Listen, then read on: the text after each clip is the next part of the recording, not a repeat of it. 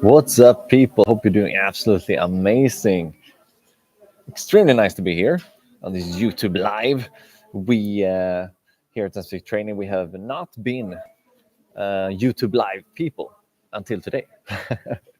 We've been trying before, but it's not been something that we have been putting our focus on. But it's definitely something we want to do more. So here I am, and Sebastian asked me, Coach Sebastian. For you who don't know who Coach Sebastian is, he's our number one coach, first of all, but he's also the creator of Dance Specific Training, which is this worldwide movement that we are. And what are we? We are dancers that wants to become mentally and physically stronger, both on and off the dance floor. And that's everything that we do circles around that. All right. And of course, that includes your training, includes your dancing. So, like training, physical training, not only dance studio training, right? Even though you can do your workout in the dance studio with dance studio training, then of course you have your dancing. Obviously, if you want to become a better dancer, you need to practice your dance, right? Then of course you have your nutrition in order to fuel your body correctly to get there, right? You also have your sleep. Don't forget to sleep, right?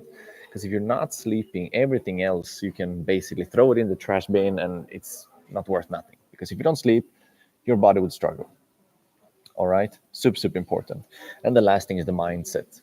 And what is the mindset? The mindset is the brain is your engine in order for you to move forward in all of these areas. How can you have good nutrition if you're not having the right mindset towards it, right? And this is a personal development journey that we are all on, and we should not be overwhelmed by all of the information out there. We should not be overwhelmed about all of the success that we want to achieve as dancers. And but it's very easy to get overwhelmed in this world that we're living in, because most of us that are here, we have a normal 9 to 5 job. Maybe you have kids and family. If you don't have that, maybe you have a partner. Maybe you don't have a partner, but you're spending a lot of hours doing other things as well. And then the few hours that you have left for yourself, you want to dance, right? And something I wanted to talk about today specifically is about this. How can you plan your life optimally? All right. Because if you can plan better and not having a long to-do list, that 9 out of 10 days we fail on our to-do list. Let's be honest. I've been there too. I'm making this huge to-do list the night before, or even on a Sunday, planning my week, throwing it all in there in the calendar, have it in my Google Tasks or whatever software you're using, or if you use like a pen and paper, like I'd also do. But a to-do list usually, in my experience as a coach, right, creates obstacles for you because you're failing on completing all the things on your to-do list, and then you are judging yourself for not doing it, and then you procrastinate on certain things, and the more you procrastinate on it, the less attracted it is to look at that to-do list, and then you stop doing it, right? That's not the only problem with the to-do list. The to-do list also is not optimally made for you to do the most important thing. So we want to spend our time doing the most important things. I'm sure you all have heard about the 80-20 rule, right? If you haven't, it means that 20% of your effort give you 80% of the results. And this is true in a lot of ways, in a lot of situations. And we should not overlook this principle because it's very true. All right. What does this mean? This means on your to do list, 20% of those things will give you 80% of the results that you're looking for. But there are even better ways to do this. And I'm going to share with you today a tool for your planning in your life to have a more effective list or objective and how to get things done.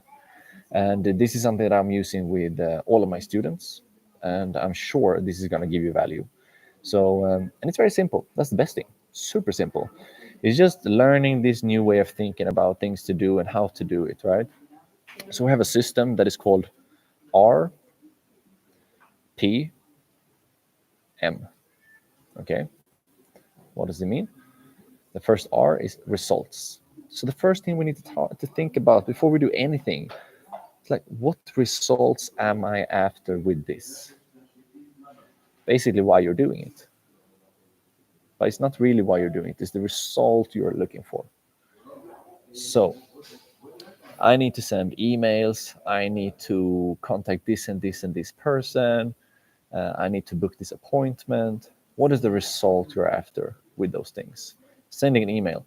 The result I'm after is to impact the person that is reading the email to feel a certain way, or maybe to take a certain action. Right? That's the result I'm after. So that gives me a little bit more clarity on the task itself. What's the result of talking to a person? Yeah, I just need to talk to my dad. Why? Like, what's the result you're after here, right? The result is that you want to create a profound connection with your father, and you want him to feel loved. So going into that call with that in mind, not only does it actually gives you the true purpose of the task, it also gives you a deeper motivation to do it, rather than just like a to-do list. Oh, I need to call my dad. I have done those things also. I ticked like boxes of people I need to contact. But if you think about why you want to contact, what's the result you're after there? I mean, now the step number 2 is P. Or that was an R. It's a P, like Peter. Purpose. Okay. So now is the true why, right? Like, what's the purpose of you calling your father? The purpose is that I want to build a really strong connection with him. I love him a lot. And I truly wish that we will go on an adventure in 1 month from now. That's the purpose. The result you're after is maybe the vacation then you want to talk him into doing, and also understand him. Where is he, what does he want to do? And then the purpose behind it is you want to build a profound relationship with your father. Okay. Now this is a very simple example, right? But the important thing about this video is that you understand the RPM system. Now we go to the M. Okay, so M is mapping. It's like a strategy. You want to find out what is the strategy for you to get these things done that you now have. You know the result you're after. You have a purpose behind it. Now you need a strategy or a massive action plan, map. Okay, pretty easy to remember. RPM, results, purpose, map, massive action plan. So you need to list out all of the potential actions that you need to take. So this is step number 1. You just write down all of the things you have to do. Okay, and then we use the 80-20 principle. We do 80-20.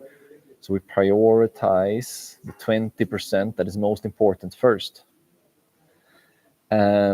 So instead, I can give another example that I implement for myself. So instead of posting on social media daily, right? A high leverage action with that would be to host a live webinar to attract new students, right? More result driven, more purposeful, right? And it's a plan. So this is something you can apply to everything in your life, but this is mostly made for planning. All right. So I just wanted to pop in here today just for a quick 10 minutes, 8 minutes has been here, and give you this super simple but highly effective tool.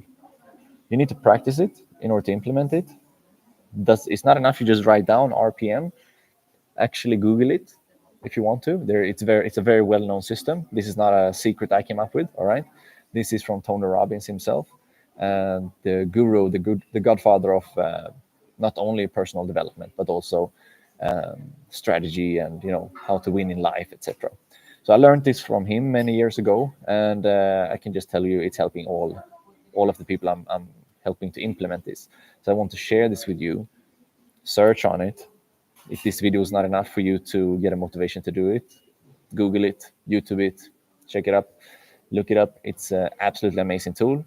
And remember, as always, by dancers, for dancers.